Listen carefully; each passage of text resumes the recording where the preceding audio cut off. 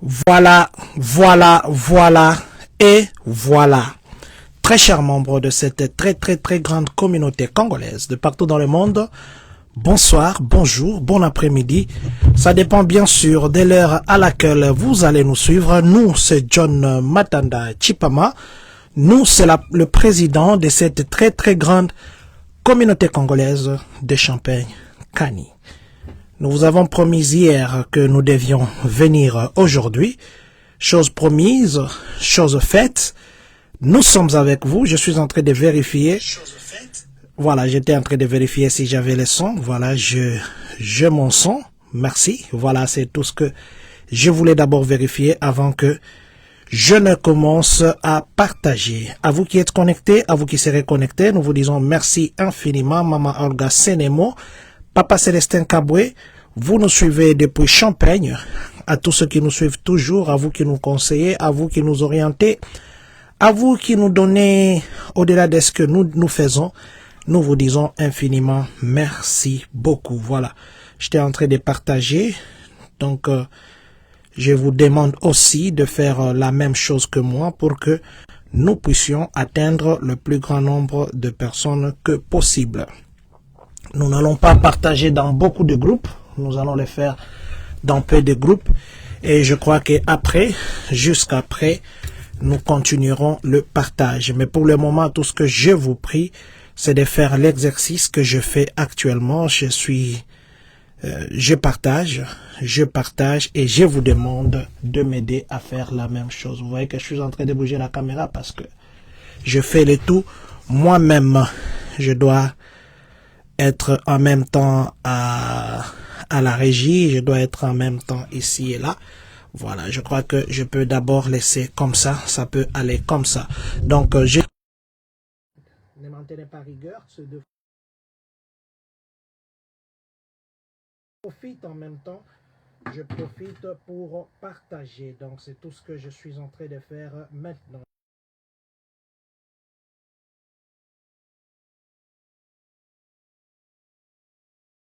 Nous et vous, nous puissions atteindre le plus grand nombre de personnes. Parce que nous avons besoin de toutes ces personnes là-bas. Voilà. Donc, je partage dans quelques 5-6 groupes. En attendant que vous puissiez aussi nous joindre, dites à tout le monde que nous sommes déjà là. Je vous avais promis que ces derniers temps, je ferai un effort parce que ça fait longtemps que nous n'avons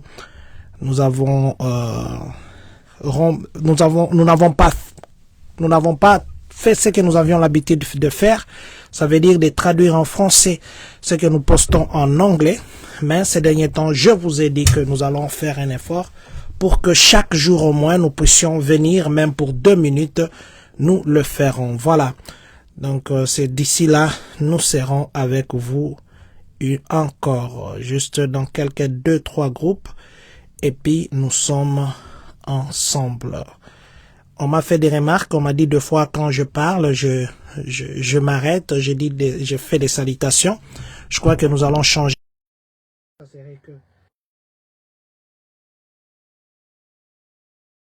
Après, ou bien nous allons saluer avant.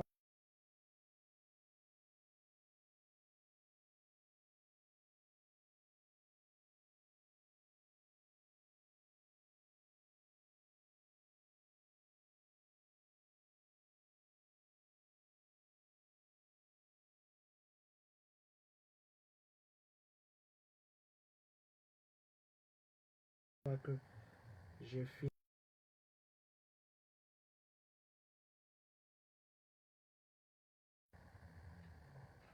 Voilà, donc je crois que les autres groupes, je le ferai après. Faites-moi un feedback par rapport au son. Faites-moi un bon feedback par rapport au son pour que je sache si... Attendez, de toute façon, je peux aussi moi-même essayer ici et voir si ça sort, si j'ai un bon son, si j'ai un bon retour.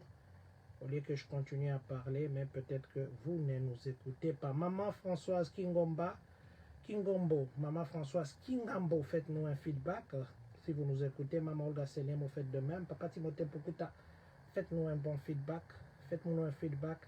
Si vous nous suivez, comme ça, nous allons continuer. Voilà. Je crois que comme on dit... Attendez. Voilà. Je crois que comme on dit... Non, non, mon son est bon. Je crois que mon son est bon. Voilà, de quoi nous allons parler ce soir. Ce soir, nous parlerons de d'une organisation qui a porté plainte contre le président Donald Trump. Pourquoi on a porté plainte? Je crois que vous connaissez déjà. Nous allons parler de ça. Nous parlerons aussi des IDOT. IDOT, c'est une organisation, plutôt c'est un département du gouvernement américain qui engage les chauffeurs. Quels sont ces chauffeurs qu'on cherche? Nous allons vous parler de ça. Nous parlerons aussi de Amazon. Merci beaucoup Maman Françoise pour le feedback.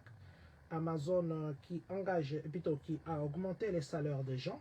Nous parlerons aussi de l'heure qui va changer. Vous savez que l'heure change chaque fois. Nous parlerons aussi de la récolte. Vous savez qu'il y a des débris qu'on récolte chaque fois. Quand est-ce qu'on viendra récolter cette fois-ci? Nous vous donnerons des dates. Nous donnerons aussi une précision sur le FEMA. FEMA, l'autre fois, nous sommes venus parler par rapport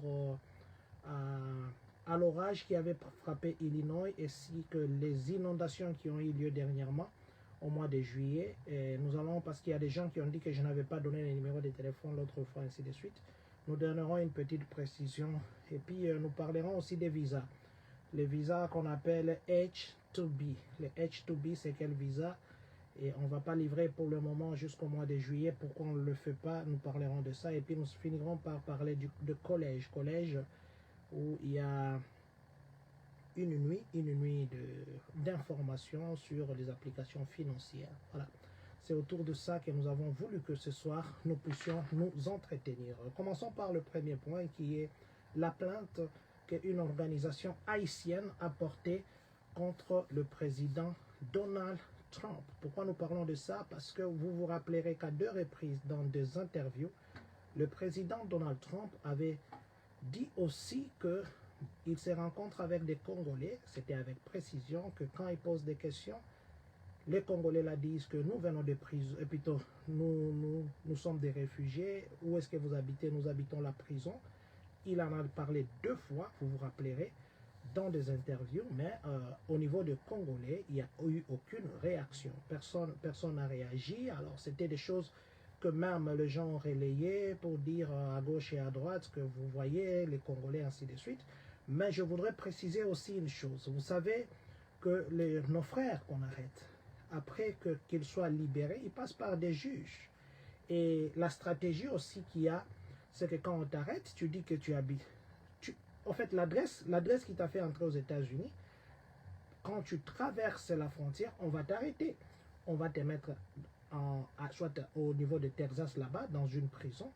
Et quand tu sors, tu dois chercher où habiter.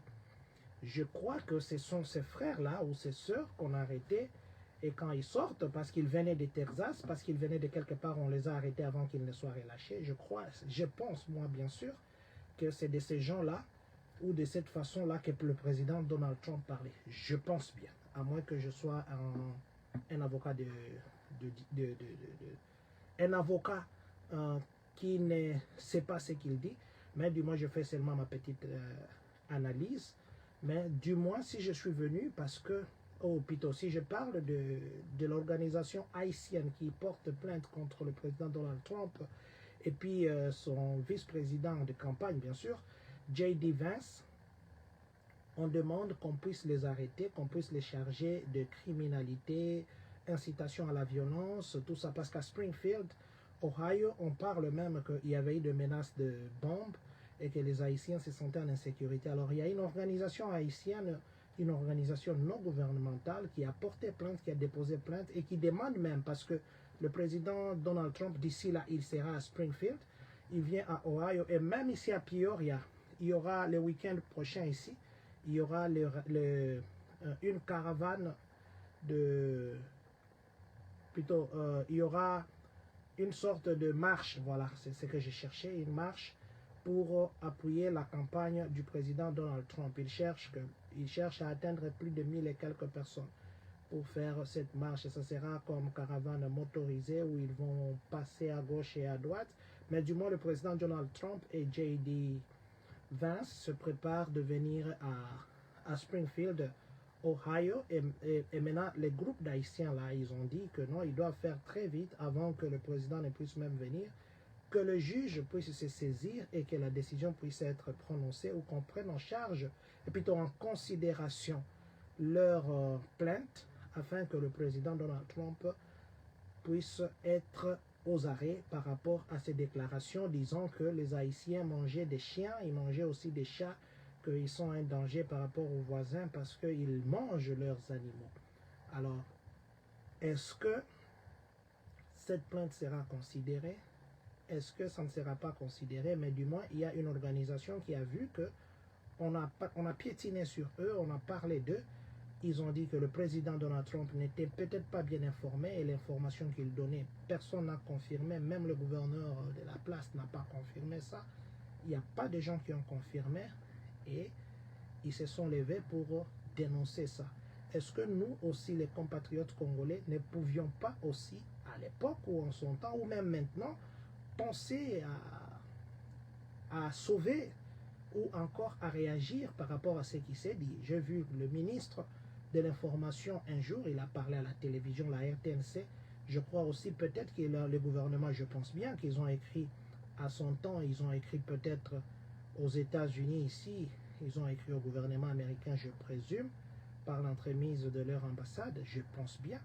Mais du moins, nous ici localement, qu'est-ce que nous avions fait? Est-ce que nous avons une organisation congolaise aujourd'hui que quand il y a un problème d'un Congolais ou il y a un problème d'une déclaration à cette allure-là et à ces niveaux-là, que nous puissions nous lever aussi pour dire que non, c'est que vous parlez des Congolais, c'est pas ça, les Congolais ne sont pas ça. Est-ce que nous le faisons ou les gens vont individuellement? Je connais quelques personnes qui font des efforts individuels, mais je crois que cette plainte des Haïtiens, que ça puisse aussi nous réveiller pour que quand de fois on fait des déclarations sur nous, Congolais, nous connaissons ce que nous sommes, nous connaissons qui nous sommes, alors il faudrait que nous puissions penser dans ce sens-là. Voilà.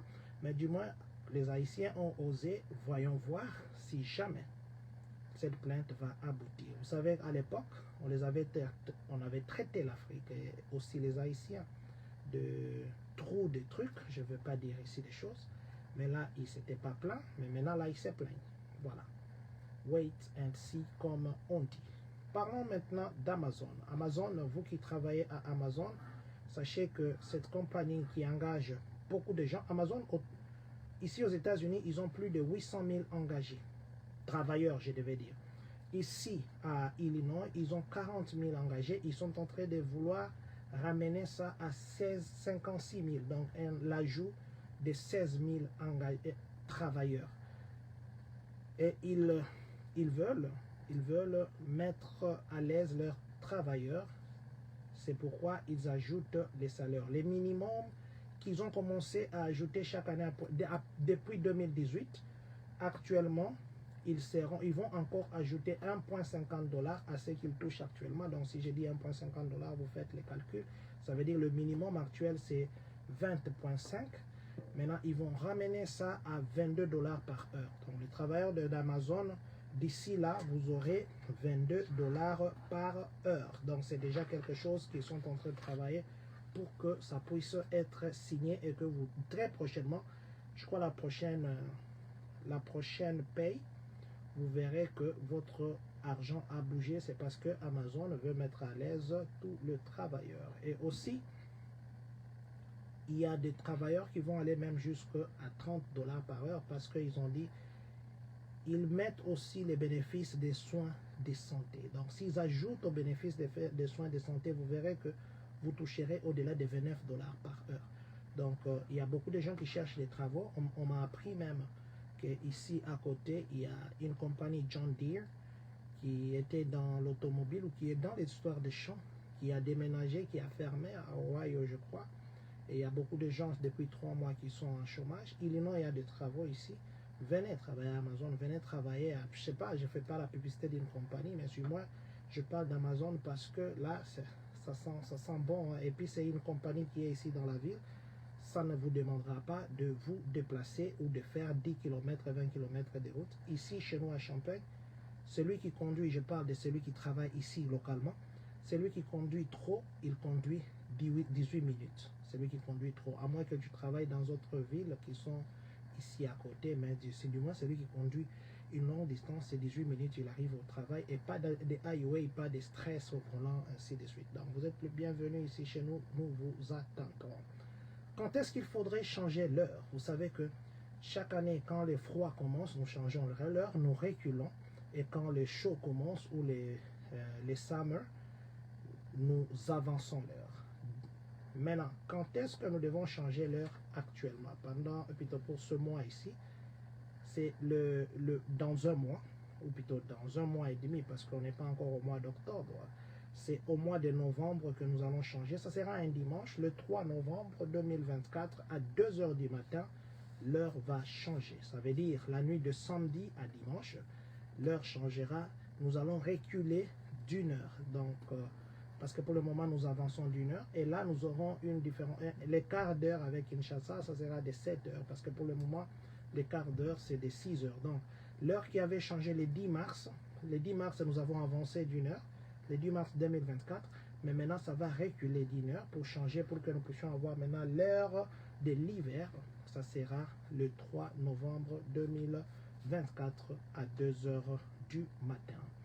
Chaque année, quand nous passons d'une saison à l'autre, la cité s'organise pour ramasser les feuilles, ramasser les arbres, ramasser les débris.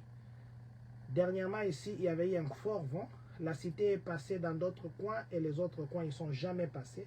Cette fois-ci, quand est-ce qu'ils vont passer? Il y a des zones, nous avons posté ça sur notre page. Vous savez si vous êtes des zones bleues ou bien zones orange. Je vais parler des Champagne. Je parle de Champagne, Kani. Je parle de Champagne, Kani. Je vais juste lire les zones, pas des moins.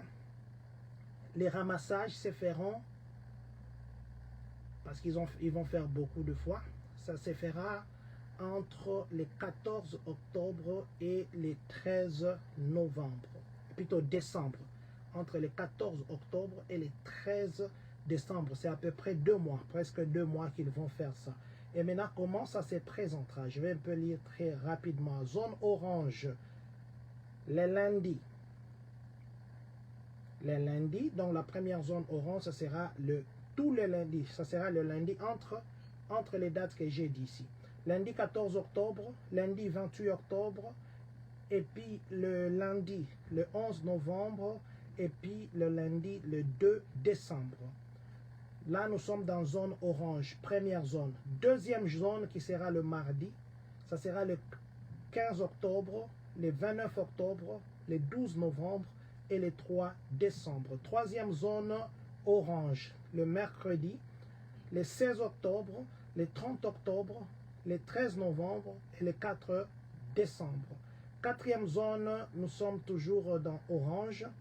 Les jeudis, ça sera le 17 octobre, le 31 octobre, le 14 novembre et puis le 5 décembre. Quatrième zone orange, les vendredis, tous les vendredis.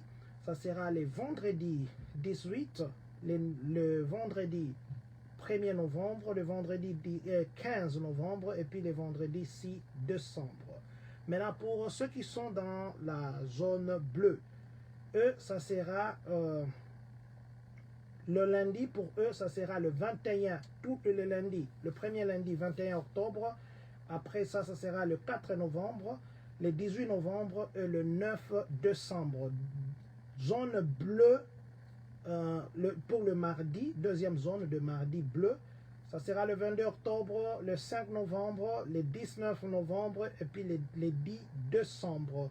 Zone 3 bleu pour le mercredi, ça sera le 23 octobre, le 6 novembre, le 20 novembre et puis le 11 décembre. Zone 4 bleu les jeudis, le 24 octobre, le 7 novembre, le 21 novembre et puis le 12 novembre. Zone 5 pour le vendredi, zone bleu 5 de vendredi, ça sera le 25 octobre, le 8 novembre, le 22 novembre et puis le 13 décembre. Ce sont là les dates des ramassages et vous savez qu'il faudrait mettre dans des sacs à papier. Vous mettez dans des sacs à papier, mettez devant votre parcelle. Ne mettez pas à côté des boîtes à lettres, sinon ils ne vont pas prendre. Espacez au moins de 5 mètres de votre boîte à lettres et puis mettez là-bas pour qu'ils puissent prendre. Voilà, ça c'est ce qui concerne les ramassages de feuilles plutôt des débris, que ce soit les petits arbres, les feuilles des arbres, ainsi de suite. Parlons maintenant de l'application FEMA. FEMA, c'est FEMA en français, F-E-M-A. Cette application qui est ouverte pour les gens qui ont eu des inondations et puis qui ont été frappés par l'orage. L'orage dernièrement qui a eu lieu au mois de septembre, plutôt au mois de juillet 2024 ici.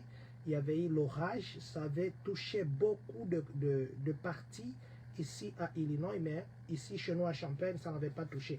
Je dis ceci parce qu'il y a ces compatriotes qui m'ont dit que je n'avais pas donné tous les détails la fois passée. Donc, l'application sur FEMA est déjà ouverte. FEMA, c'est la structure qui s'occupe de ça, la structure gouvernementale qui s'occupe de ça, F-E-M-A.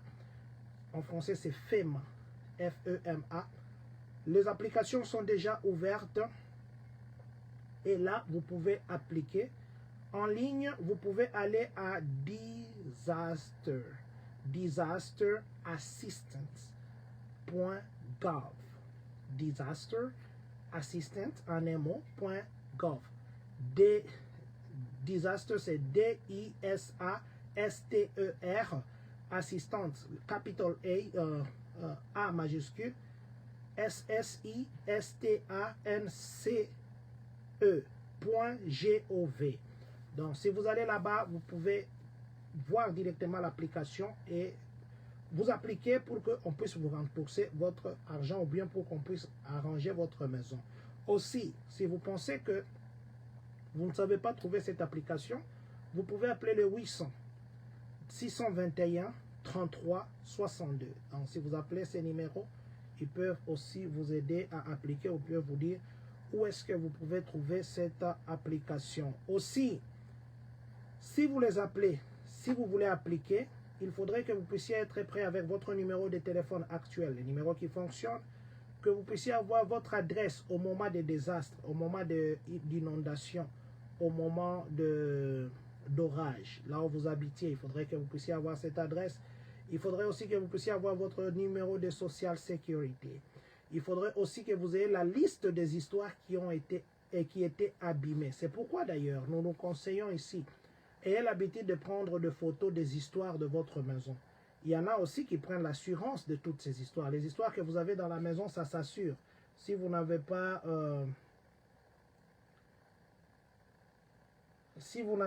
encore assuré les histoires de la maison, c'est le temps ici de vous rappeler. Il y a des fois des histoires qui peuvent arriver, vous ne savez pas. Prenez des photos des histoires de vos maisons. C'est vrai qu'on n'a pas la culture de garder des factures, mais du moins, vous avez des histoires en photo. Prenez des photos. Comme ça, le jour que une situation pareille arrivera, vous savez du moins que vous avez vos histoires. Là, vous pouvez montrer, j'avais ça. Ils peuvent faire la valeur.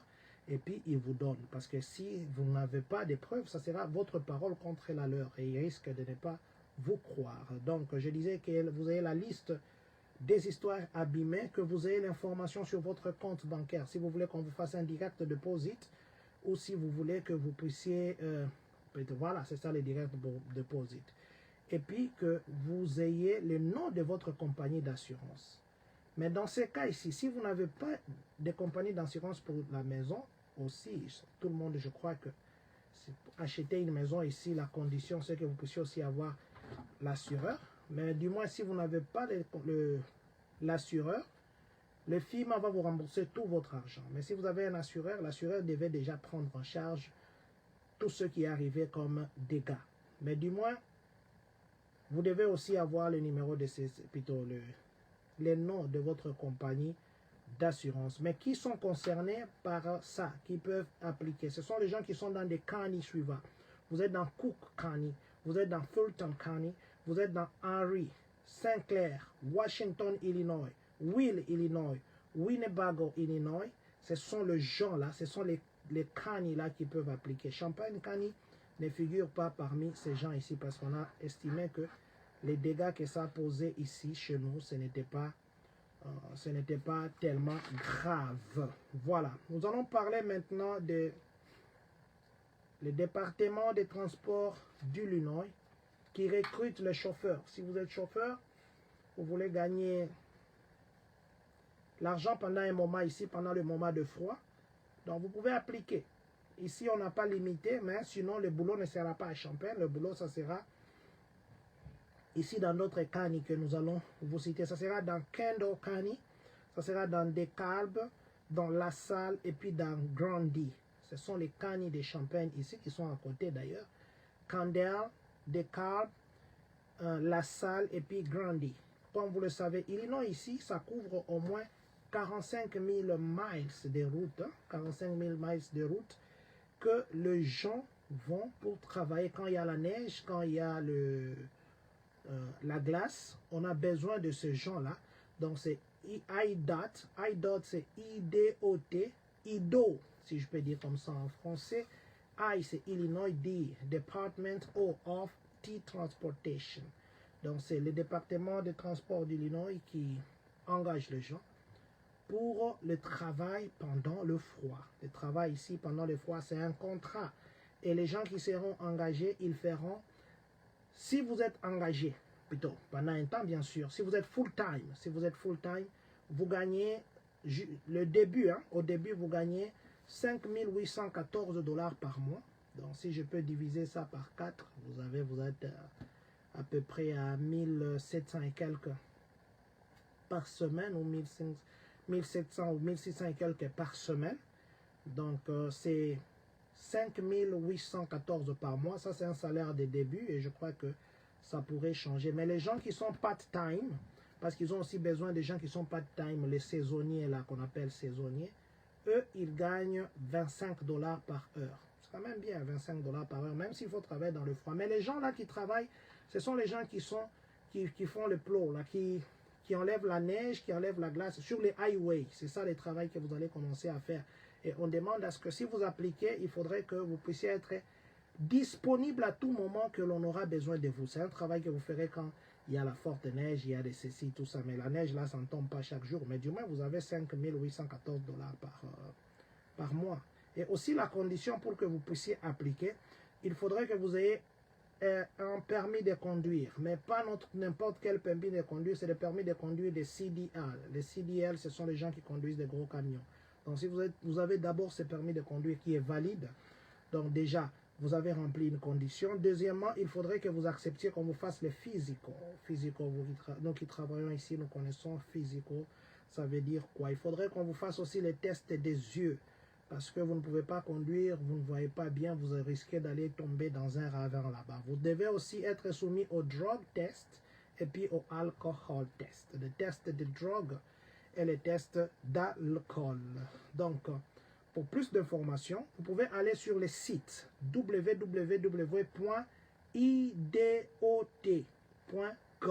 Il y a même l'application, bien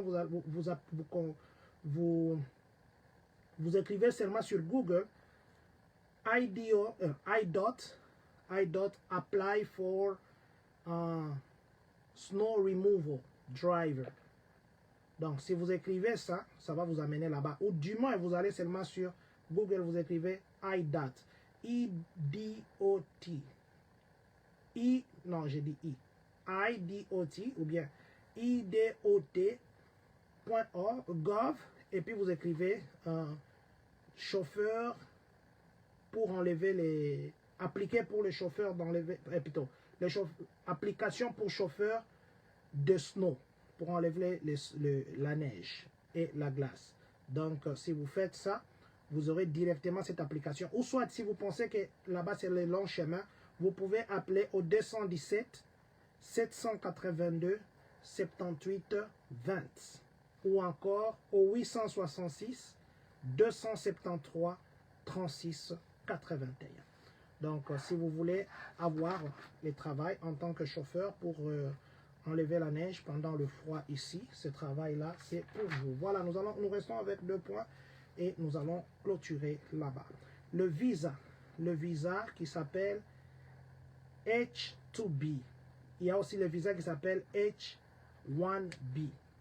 Le visa H2B, c'est le visa des gens qu'on emmène des fois ici, les saisonniers. Vous savez qu'il y a la période où on doit faire des récoltes des champs. Il y a même des gens ici qui font des petits travaux comme ça pendant cette période. Les saisonniers, par exemple, on leur donne un visa de court séjour, c'est le visa H2B. que l'employeur, les gens qui ont besoin de que vous puissiez venir ici, ils appliquent pour vous, et vous suivez tous les cursus, vous suivez l'étape par étape, je devais dire, et on vous donne le visa, vous venez ici juste pendant cette période et quand le boulot se termine, vous partez. Et chaque mois, et plutôt chaque année, on livre 66 000 visas, divisés en deux, 33 000 une partie à partir du mois d'octobre et 33 000 au mois de mars. Donc on commence par mars, il livre 33 000 et au mois d'octobre, il livre aussi 33 000, ce qui fait qu'un total de 66 000 visas H2B qu'on vit en H2B, voilà, c'est les Français, que l'on livre chaque année. Mais cette fois-ci, je crois, avec les élections, on a suspendu la livraison de ces visas jusqu'au mois, donc à partir du 18 septembre. Aujourd'hui, il est le 40e. Aujourd'hui, c'est le 25. Donc, il y a une semaine. À partir du 18 septembre, on a suspendu la livraison de visas H2B. Donc, le visa des travaux temporaires et même des travaux ici, des gens qui ont comment on appelle, qui a diminution. Par exemple, il y a carence de docteurs et au moment où il y a une forte demande, on fait recours aux docteurs qui sont dans des pays étrangers. Il y a d'autres travaux comme ça que nous avons vraiment besoin des gens, pas les gens qui sont hautement qualifiés. Les gens qui sont hautement qualifiés, c'est les visas H1B. C'est les visas H1B, mais les H2B, ça c'est les visas de tous travaux. Et puis les gens qui peuvent faire des choses, mais qui ne sont pas très hautement qualifiés. Mais maintenant, les compagnies commencent déjà à se plaindre et disent qu'ils auront des carences de gens parce qu'ils ont besoin de toutes ces personnes, surtout pendant cette période. Alors, on conseille aux gens de bien vouloir appliquer bien avant. On conseille aux compagnies d'appliquer bien avant. Bien que maintenant, les États-Unis, on est en train de projeter jusqu'en 2027, il y aura au moins 6 500 000 carences de places pour le travail parce que la projection est que la majorité d'Américains qui travaillent actuellement, ils seront en retraite. Et il faudrait chercher les gens pour couvrir ces postes. Et ces gens-là, ce sont les immigrés. En volume, voilà, quelqu'un me dit volume. Je crois que mon volume est bon. Je crois vraiment que mon volume est bon. Je vais essayer de voir mon volume.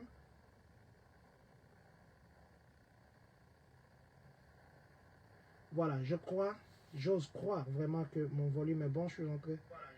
Non, j'ai un très bon volume. J'ai un très bon volume. Je crois que c'est vous qui devez vérifier votre appareil que vous utilisez. Donc, j'étais en train de dire que le visa H2B, pour le moment, on a suspendu. À partir du 18 septembre 2024, les visas sont suspendus et ils reviendront, on recommencera à appliquer pour ces visas que le 1er avril 2025. Ça, c'est les visas qui concernent les gens là, des saisonniers, ainsi de suite. Les saisonniers, ainsi de suite. En tout cas, je demande à la personne, Maman Zunzingoma, je crois que je ne devais pas arrêter, je devais continuer. Essayez de voir chez vous, parce que moi, je m'entends très bien, mon volume est très bien, et vous êtes le seul ou la seule qui réclame le volume. Mais chez moi, ici, mon volume est très bon. Qui réclame le volume. Mais chez moi, ici, mon volume est très bon. Voilà, donc je disais que mon volume, du moins chez moi, je crois que le volume est bon. Le volume est bon. À ceux qui nous suivent, s'il y a d'autres personnes qui ne m'écoutent pas bien, essayez un peu de faire le feedback. Sinon, le volume est bon. Donc, le H2B suspendu du 18 septembre 2024 au 1er avril 2025. Donc, c'est ça, c'est que je voulais nous dire. Nous allons terminer par le point de une nuit de formation sur des finances, les différentes formes de finances que vos enfants qui partent au collège et à l'université peuvent avoir. C'est très important. Pourquoi? Parce que des fois, il y a des informations que nous ne connaissons pas. Des fois, il y a des choses que nous pensons connaître, mais voilà, tout le monde me parle du volume. Je vais essayer d'approcher comme ça. Dites-moi un peu si c'est maintenant bon. Je vais essayer d'approcher, mais je crois... Ouais, voilà, ça a un peu bougé. Dites-moi si mon volume...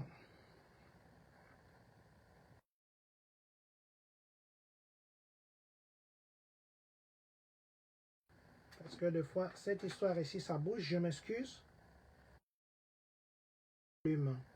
Voilà, faites-moi un feedback. Faites-moi un feedback par rapport au volume. Dites-moi si maintenant... Est-ce que le volume maintenant c'est bon? Parce que là, je crois que ça doit être bon parce que je suis très rapproché du micro. Et je pense bien que c'est bon parce que là, je vois même mon signal est au vert. Voilà. Merci, merci beaucoup Maman Espérance, merci à ceux qui disent que le volume est bon, merci Papa Grâce Benji. Je disais que merci Maman Lola Suprême, donc le volume est très bon maintenant là. Merci beaucoup pour votre feedback, comme je disais, j'essaye ce micro ici. Je m'excuse d'avoir rompu comme ça, il fallait que je réponde au volume. Donc je disais ceci, UHS, donc Urbana, non, UHMS, Urbana High School, non, UHS, voilà, c'est ce que je voulais dire. Urbana High School. Il y aura une nuit, la fin du mois ici, le 30, ça sera un lundi. Le 30, donc c'est le lundi prochain. Le 30 septembre 2024. De 18h juste à 19h30. Chers parents, ça c'est très très important. Ça ne dépend pas de la ville où vous habitez. Vous êtes à Champagne, vous êtes à Savoie, vous êtes à Urbana, vous êtes à, je ne sais pas moi, à Mahomet, vous êtes ici, partout à Rantoul, partout où vous êtes, où vous vous trouvez, c'est très important. Si vous avez votre enfant qui est actuellement en 11e ou en 12e, excusez, c'est ça, ces informations, c'est vraiment capital. Parce que des fois, nous ne savons pas où toquer pour avoir l'argent. Il y a aussi des erreurs que nous faisons. Nous prenons des dettes et quand nous terminons, nous allons vivre toute notre vie à remettre cet argent que nous avons pris pour notre collège, que nous avons pris pour notre université. C'est pourquoi il est important, avant que vous ne puissiez commencer l'université, avant que vous ne puissiez commencer le collège, que vous puissiez avoir les informations sur les différentes ressources qu'ils peuvent avoir. Il y a l'argent des fois gratuit, il y a des grants, il y a des bourses, mais nous ne sommes pas informés. Alors, il y a une nuit d'information financière sur les gens qui se préparent d'aller au collège et les gens qui se préparent d'aller à l'université. Vous êtes élèves en 11e, vous êtes des élèves en 12e, faites un effort pour participer. Et ça sera de 18h à 19h30. Parents, gardiens, allez accompagner vos enfants pour que vous puissiez avoir de très bonnes informations et que vous évitiez que vos enfants ne puissent pas étudier ou bien qu'ils ratent les cours. Et ça se fera à Urbana High School. Urbana High School, c'est juste derrière Urbana Middle School. C'est l'unique high school d'Urbana. Urbana n'a que l'unique là comme école, comme le cycle d'humanité. Alors, si vous entrez dedans, il y a les halls qu'on appelle des lectures. Lecture Hall. Et c'est là, c'est le numéro 2199. C'est dedans là-bas que cette information sera donnée. Vous aurez l'occasion de poser toutes les questions. Vous aurez l'information d'avoir des flyers qui vous informent sur où est-ce que vous pouvez appliquer. Pas seulement que vous regardez les FAFSA. En dehors de FAFSA, il y a les local grants ici. Il y a des organisations locales ici qui donnent aussi des financements pour les gens qui veulent aller à l'université. Donc c'est très important, parents. Nous avons partagé ça. Il y a même les QR code. Je vais encore repartager ça. Il y a les QR code. Scannez ça. Comme ça, vous vous pré-enregistrez avant d'aller assister à ça. Donc, lundi, je crois qu'avant lundi, je passerai encore pour nous dire ça. Lundi, bon, voilà, je vais répondre à ça. Lundi, je disais que lundi, il y aura l'information sur le financement et les différentes sortes de financement que vous pouvez avoir en allant au collège ou que votre enfant doit avoir. En tout cas, parents, je vous prie, c'est très très important. Ceux qui ont assisté à des choses comme ça dans le passé, ils vous diront comment c'est important. Parce que des fois, nous sommes perdus. Des fois, nous croyons que non, nous devons payer. L'université ici, c'est pas facile.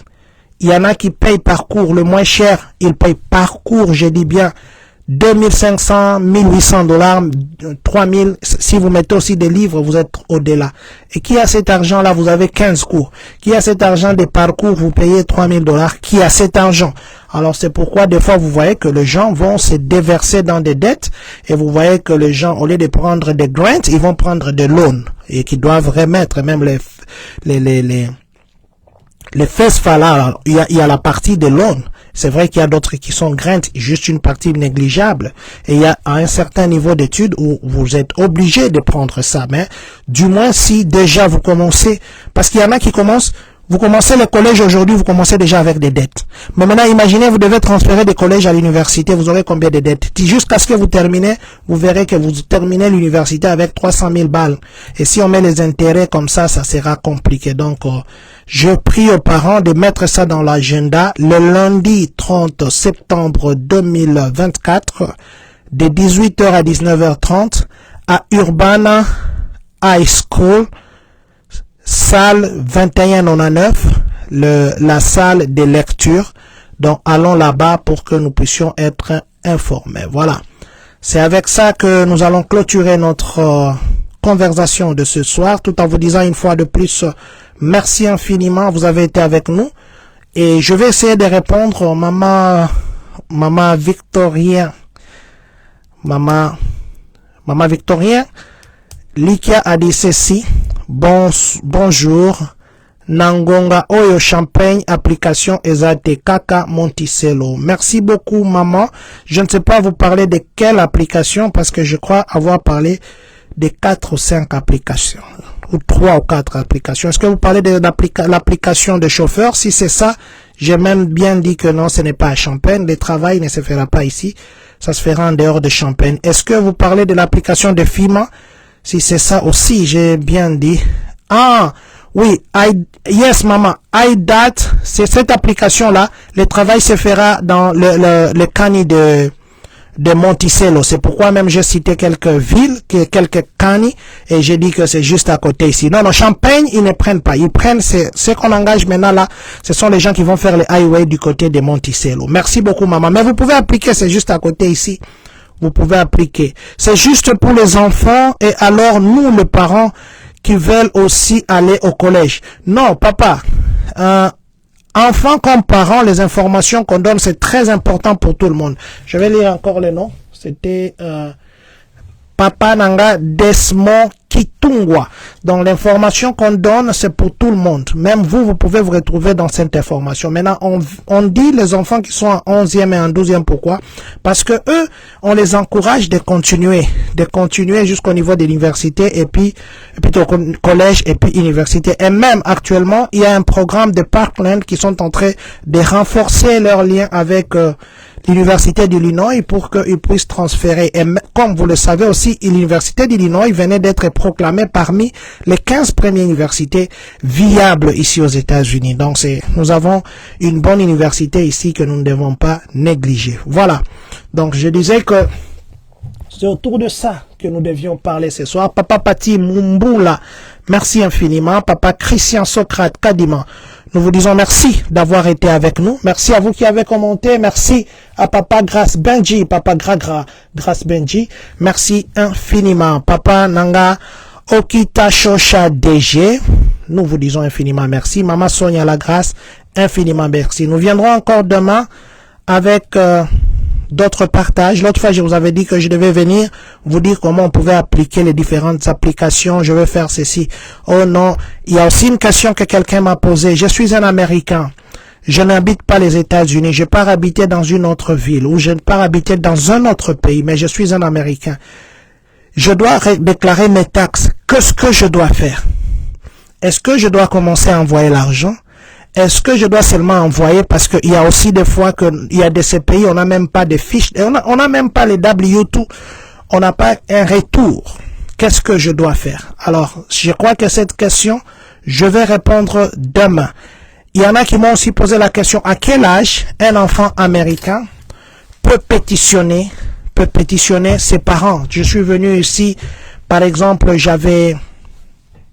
supposons j'avais 18 ans, Je suis venu par lever loterie et maintenant j'ai 20 ans. Est-ce que je peux pétitionner mes parents? Je suis adopté, maintenant j'ai la nationalité américaine, mais je veux mes parents biologiques. Quand est-ce que je peux pétitionner? Est-ce que je peux pétitionner tout en étant mineur? Est-ce que je peux pétitionner tout en étant majeur? Le programme des réfugiés. Vous pouvez sponsoriser un réfugié à partir du dehors. J'avais dit l'autre fois que je viendrai avec maître Laetitia pour que nous puissions en parler. Je crois que le samedi là, je n'étais pas là, j'étais en déplacement. Je vais la relancer si jamais elle est disponible. Je crois que nous reviendrons la semaine ici. Voilà. Donc c'est autour de ça, je disais que je voudrais que nous puissions nous entretenir ce soir. Alors nous nous donnons encore rendez-vous demain aux alentours de 18-19 heures. Non, aux alentours de 19-20 heures. Nous viendrons encore pour que nous puissions partager. Maman Winnie Masanka, c'est avec vous que je termine ce direct de ce soir. Bonsoir à papa, bonsoir aux petits, que Dieu nous bénisse. Aussi vous, papa Rodrigue Matuzolongo, que Dieu vous bénisse. Nous allons dire ceci. Que Dieu bénisse la République démocratique du Congo. Que Dieu bénisse les Congolais de partout dans le monde. Que Dieu bénisse vous qui êtes connectés en ce moment. Que Dieu bénisse les États-Unis d'Amérique. Et que, surtout, que Dieu bénisse le Congolais de Champagne.